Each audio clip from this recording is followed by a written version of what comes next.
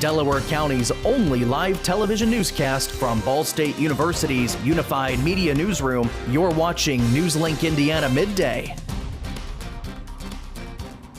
Welcome to NewsLink Indiana Midday. I'm Yi-Ting Zhang.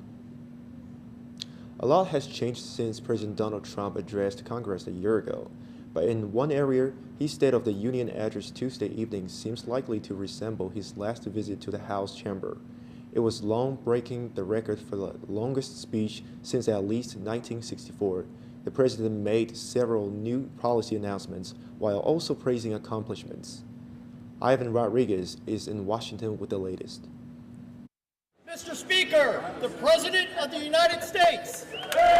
In the first State of the Union address of his second term, an energetic and defiant President Donald Trump. The state of our union is strong. Returned to Capitol Hill to declare what he calls a new age of American prosperity.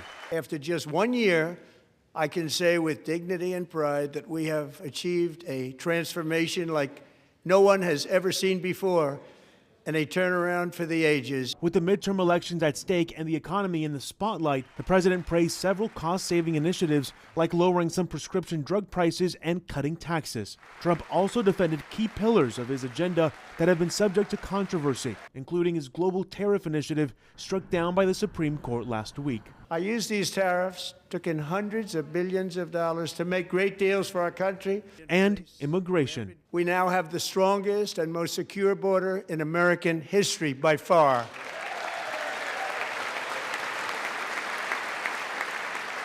In the past 9 months, 0 illegal aliens have been admitted to the United States. In a deviation from a traditional State of the Union address, Trump also handed out awards to some invited guests and recognized the gold medal winning men's hockey team, including star goaltender Connor Hellebuyck. I will soon be presenting Connor with the highest civilian honor in our country, the Presidential Medal of Freedom. In Washington, I'm Ivan Rodriguez. According to a CNN review, dozens of FBI witness interviews from the Epstein investigation appear to be missing from the trove of files the Justice Department released last month. That includes 3 interviews related to a woman who accused President Donald Trump of sexually assaulting her decades ago. The woman also claimed Epstein repeatedly abused her starting when she was about 13 years old. An evidence log provided to attorneys for Epstein associate Gil Lang Maxwell includes serial number for about 325 FBI witness interview records. The review revealed more than 90 of those records don't appear to be present on the DOJ website. The White House called the allegations against Trump false and sensationalist. Meanwhile, a DOJ spokesperson denied any Epstein records had been deleted and stressed the department was following the law. The spokesperson said documents not included in the release were either duplicates, privileged, or part of an ongoing federal investigation. Another step forward and a possible move for the NFL's Chicago Bears from Illinois to Indiana. Tuesday, the Indiana House passed Senate Bill 27 to create a stadium authority to help secure financing to build a stadium in Hammond near Wolf Lake. Indiana wants to lure the NFL team across the state line from Illinois. The Northwest Indiana Stadium Authority will be able to issue bonds, buy land, and bankroll construction. Indiana state leaders says the Bear would commit $2 billion towards the stadium project and mixed-use development if the deal goes through. The 2026 Winter Olympics are over, but the Olympic spirit is still alive here in Indiana.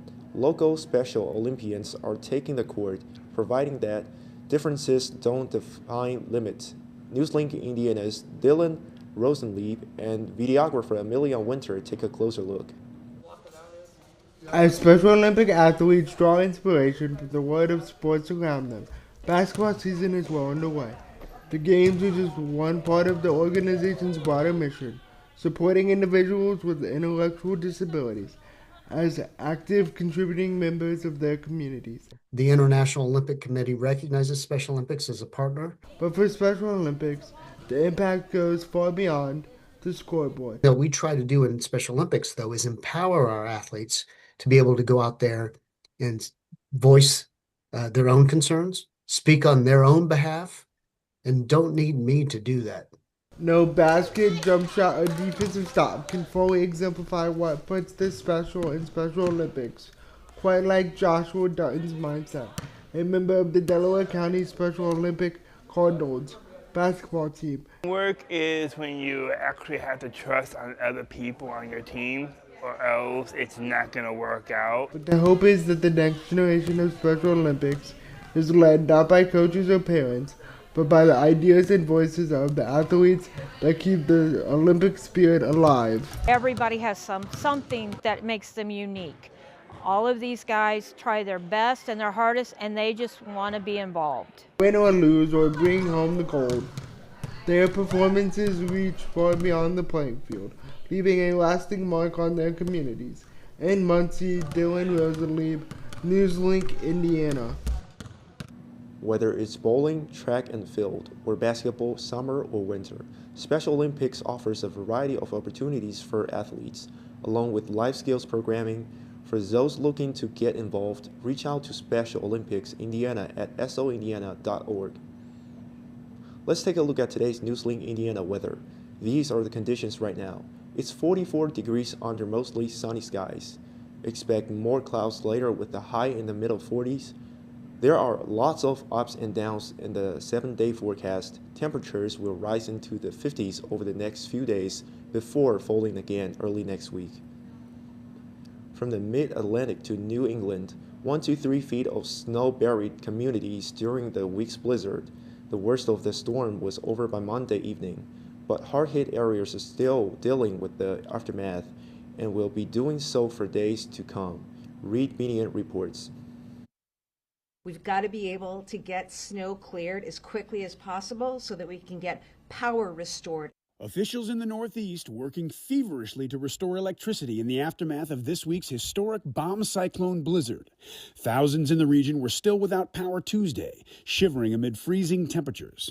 The majority of those outages in Massachusetts, with a utility company official saying it could take days to get the lights back on for some.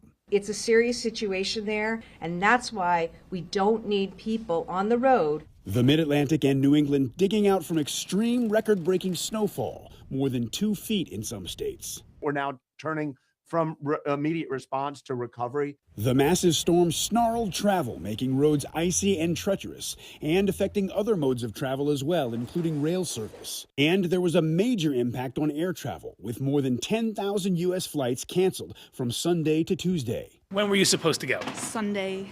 Flights were canceled several times, actually. I was rebooked twice and ultimately canceled. Tuesday alone saw more than 2,000 flight cancellations. I'm Reed Binion reporting. And that's your NewsLink webcast for today. Thanks for joining us. Be sure to join us tonight at 6:57 on Ball State PBS. And for news anywhere, anytime, go to cardinalmediabsu.com.